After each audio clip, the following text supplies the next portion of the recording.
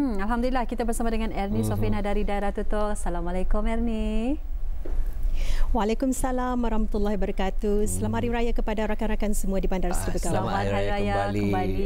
Tadi kami ada sedikit berkongsi ni, Ernie di sepanjang bulan Ramadan ada Jodoh Sungkai ya. Jadi untuk Hari Raya keempat ini Ernie, mungkin ada menyediakan bagi kunjungan family ataupun adik-beradik? Ya, untuk hidangan ahli keluarga yang terdekat sudah pun dihidangkan ya semasa Hari Raya kedua dan juga kemarin. Hari ini kita santai saja berehat. Melepaslah kata ni. Jadi ni kalau dapat boleh kami minta untuk minta masakan dan juga hantarkan ke rumah kami. Macam mana tu Ernie? Boleh?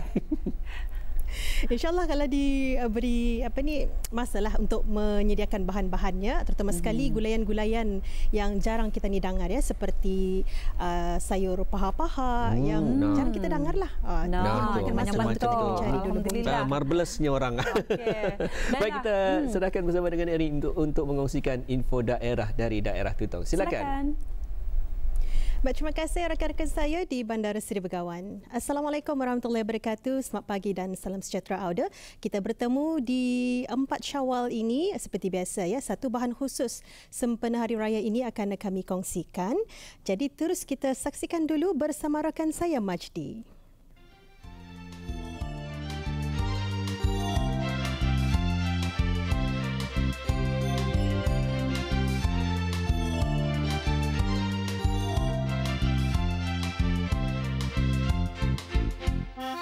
Assalamualaikum warahmatullahi wabarakatuh. Selamat Hari Raya Aidilfitri. Maaf zahir dan batin kepada auda penonton, dan alhamdulillah kita sambut Syawal ya pada kali ini dalam suasana yang tenang, dalam suasana yang santai.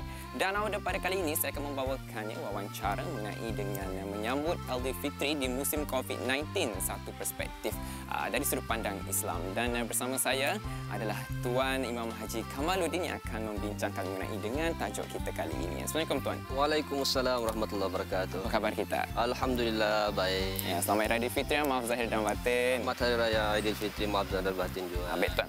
Maka kita ini mencari tempat dulu lah untuk kita ini bincangkan mengenai dengan topik pagi ini.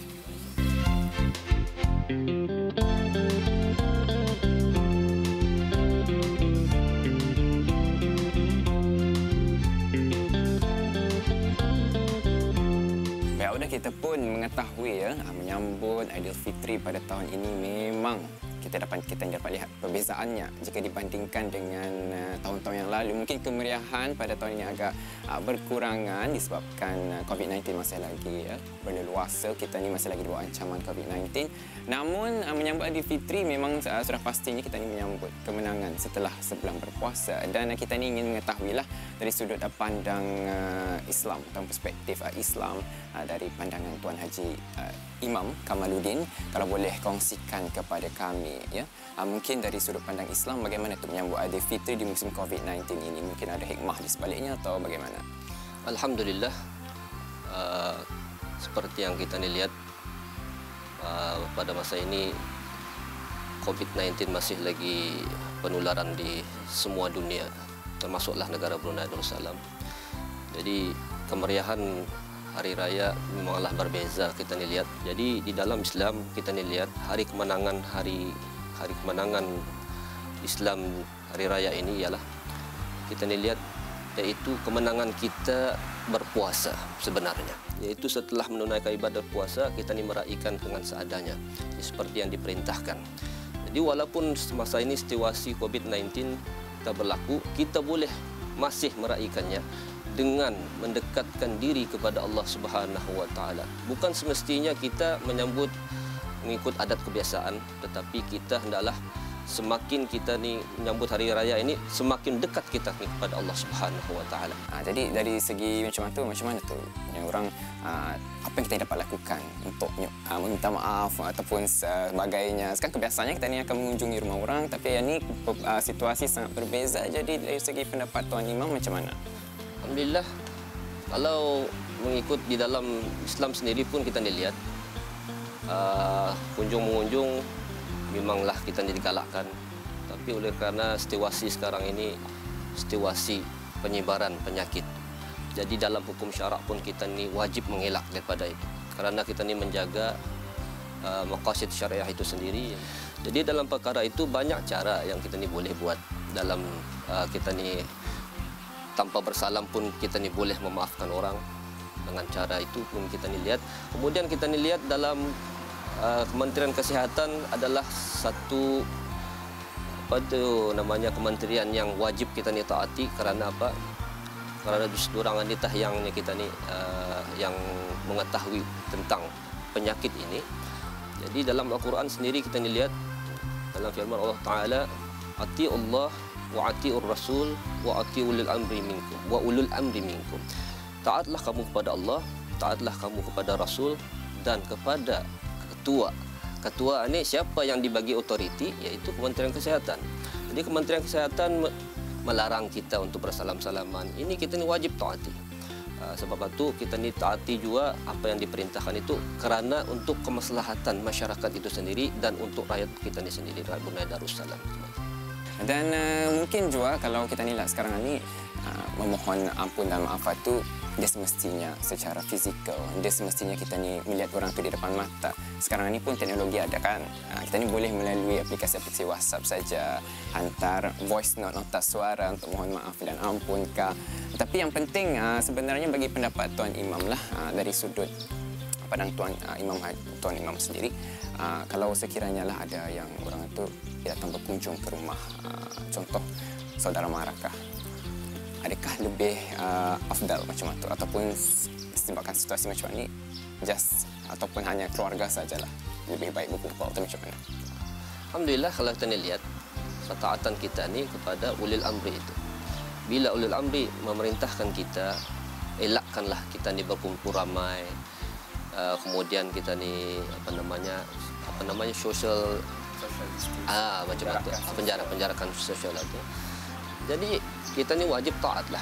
Tapi walau bagaimanapun sekiranya ada yang menghadiri datang kepada tetamu kita, kita wajib juga hormati.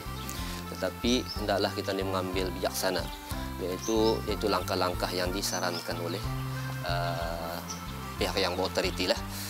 Jadi kita ni tidak dapat menafikan kalau pihak keluarga yang terdekat mungkin ada yang hadir, yang mengunjung tersebut, maka kita ni dapat tolak tegaknya. Di antaranya kita ni terpaksalah kita ni ikut aturan-aturan yang ditetapkan.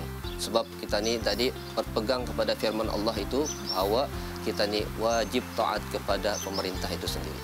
Jadi ingin juga kami mengetahui Tuan Imam, kalau dari perspektif yang lebih positif, macam mana kita akan mensyukuri ni Aidilfitri dalam keadaan yang macam mana?